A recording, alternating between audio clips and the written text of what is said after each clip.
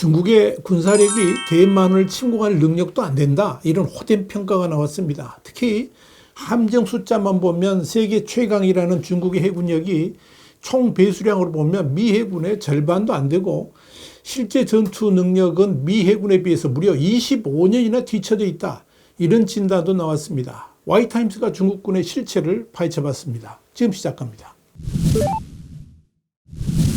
러시아 연방정부의 싱크탱크인 러시아 국제문제위원회, 그러니까 RIAC는 지난 15일 발표한 중국 2049년 미래학적 분석이라는 보고서를 통해서 중국이 구축함, 상륙함 등을 공격적으로 늘리면서 세계 제1위의 해군력을 구축했다고 자랑하지만 항모와 잠수함 전력 등에서 미국과 큰 차이가 난다는 점에서 미국의 해군력을 따라잡는 데는 25년이 걸릴 것이다. 그러면서 심지어 러시아 해군을 따라잡는 데도 앞으로 최소 10년 이상이 걸릴 것이다. 이렇게 진단해서 충격을 줬습니다. 더더욱 의미가 있는 것은 그렇게 중국 해군력을 평가한 기관이 중국의 동맹국이라는 러시아의 싱크탱크 RIAC라는 점에서 주목할 만합니다. RIAC는 러시아 외교부와 교육과학부, 러시아 가학원 등이 함께 만든 연방정부의 싱크탱크입니다. 특히 이번 보고서 작성에는 러시아 과학원, 중국 현대아시아연구소 알렉산더 루킨 소장과 모스크바 국제관계대 국제문제연구소 이고르 데니소프 선임연구원, 바실리 카신 모스크바 고등경제대 유럽 국제종합연구소 소장 등 쟁쟁한 전문가들이 집필에 참여했다는 점도 주목할 필요가 있습니다. 이 정도 필진이면 중국도 감히 시비 걸기 어려운 수준이기 때문에 그런 거죠. 이런 보고서가 러시아로부터 나오자 당장 중국 당국은 당혹스러운 분위기가 역력합니다. 그동안에 이 중국의 조선력을 총동원해서 이미 미 해군의 함정 숫자를 초래했고 사실상 미 해군력을 능가했다. 이렇게 우쭐대면서 자랑해 왔는데 미국도 아니라 러시아로부터 호된 평가를 받았기 때문입니다. 특히 이 보고서에서 주목할 만한 것은 중국이 막강한 조선 능력을 바탕으로 해군력을 증강하지만 수량면에서는 여전히 큰 격차가 있다면서도 함정수는 중국이 앞서지만 종합작전 능력을 가늠하는 해군 함정 총 배수량은 미국 해군이 2023년 기준 450만 톤으로 중국 해군 230만 톤의 2배에 가깝다고 평가했다는 점입니다. 이 보고서는 또 미국과 중국 간에는 항모 전력도 큰 차이가 난다면서 미국이 풍부한 경험에다가 전력도 막강한 11개 항모전단을 보유한 데 반해 중국은 항모전단이 3개에 불과하고 그중 미국 항모 수준에 근접한 건 전자식 캐터펄트를 갖춘 푸제노 정도밖에 없다라고 분석했습니다. 전자식 캐터펄트를 갖춘 항모인 푸제남도 이제서야 시운전을 하고 있는 상황이니까 몇 년 후에 실전 배치될지도 모르겠습니다. 보고서는 이어서 미국은 60척이 넘는 핵추진 잠수함도 보유해서 전 세계적인 범위에서 고강도의 작전을 수행할 능력이 있다면서 이는 중국이 쉽게 메우기 어려운 격차다 이렇게 설명했습니다. 더더욱 이 중국의 잠수함 작전 능력과 장비 등은 미 해군에 비해서 비교하기가 민망할 정도로 떨어진다.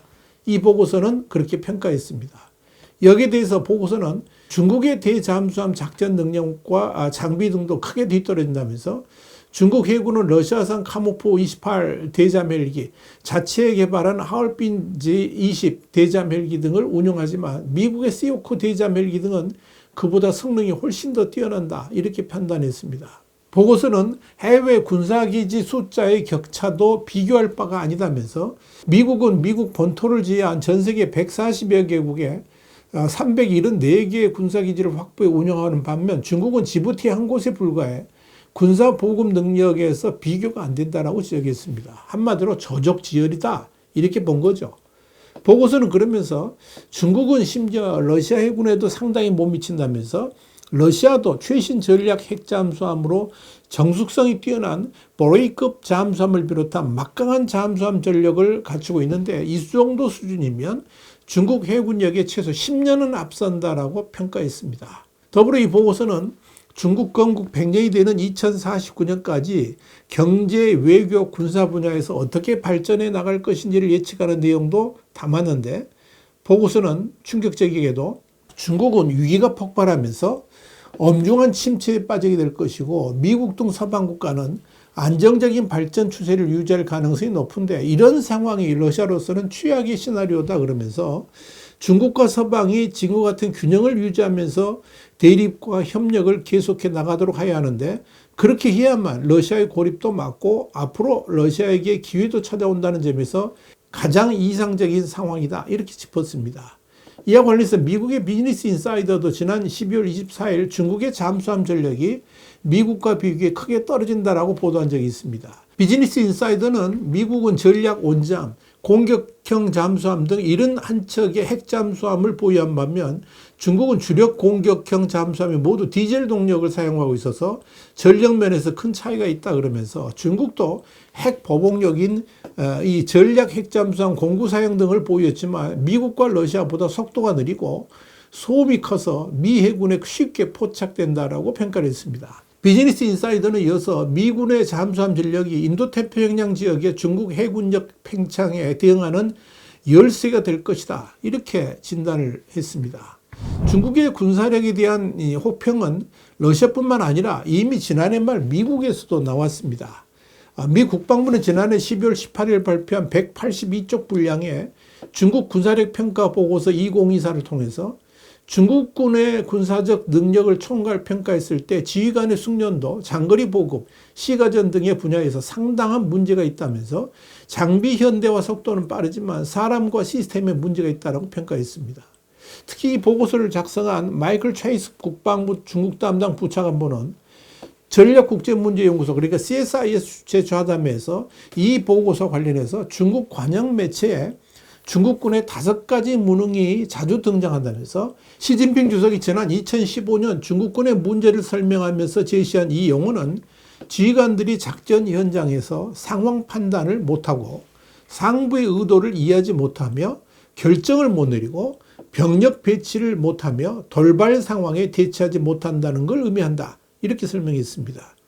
체이스 부차관보는 중국군 매체가 여전히 이 구호를 쓴다는 건 지금도 이 문제를 해결하지 못하고 있다는 의미다 그러면서 1979년 중월 전쟁 그러니까 중국과 베트남 전쟁 이후에 실전 경험이 전혀 없었던 데서 나오는 문제다 이렇게 분석을 했습니다. 이 보고서는 중국군에서 잇따라 부패 사건이 터지고 있는데 그 대표적인 것이 지난 2023년 6월 이후 리상프 국방장관 등 최소 15명의 최고위급 군부 인사들이 부패 문제에 연루돼 숙청된 것이라 그러면서 중국 최고 지도부가 부패 문제가 군사력에 영향을 줄 정도로 심각하다고 판단한 것으로 그렇지 않았다면 군부를 저렇게 대규모로 숙청하지는 않았을 것이다 라고 판단했습니다.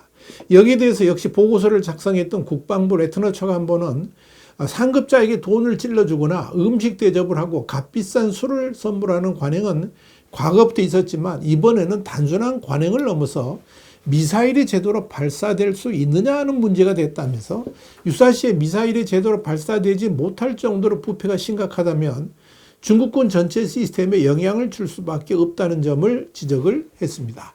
레트너 차관보는 특히 중국군의 지금 상황으로는 대만 침공 능력 자체도 의심된다면서 감당할 만한 비용을 치르고 짧은 시간에 날카롭게 침공할 수 있다는 확신이 생겨야 공격이 가능한데 아직은 그런 단계에 미치지 못한 것으로 판단되며 이런 점에서 중국군은 여러 가지 작전상의 도전 과제에 직면해 있다라고 평가를 했습니다.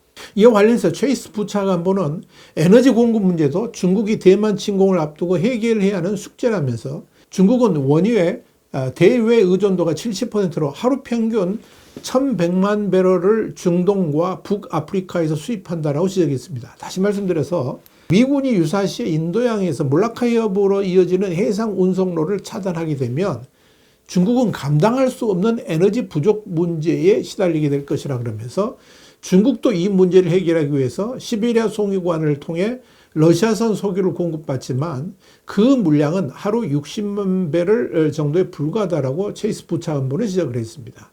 체이스 부차관보는 이어서 대의존도가 41%에 이르는 천연가스도 비싼 상황에 부닥칠 것이라면서 에너지 공급 문제도 중국이 대만 침공을 앞두고 해결해야 하는 숙제다 이렇게 꼬집었습니다. 이 보고서를 작성한 레트너 차관보는 미 국무부 중국 담당 부서에서 공직 생활을 시작해가지고 이 국방부 중국 태스크포스 팀장, 국방부 장관 중국 담당 선임 보좌관 등을 거쳤고, 최이스 부차관보는 해군 전쟁대학 조교수를 지냈고 랜드 연구소 선임 정치학자로 중국군 현대화와 대만 방어 정책 등을 연구한 베테랑인데요. 두 사람 모두 미국 내에서 손꼽히는 중국 전문가라는 점에서 이들의 지적은 중국도 뼈아프게 받아들여야 할 것으로 보입니다. 화이트한드 국제정세 분석의 추북이었습니다. 감사합니다.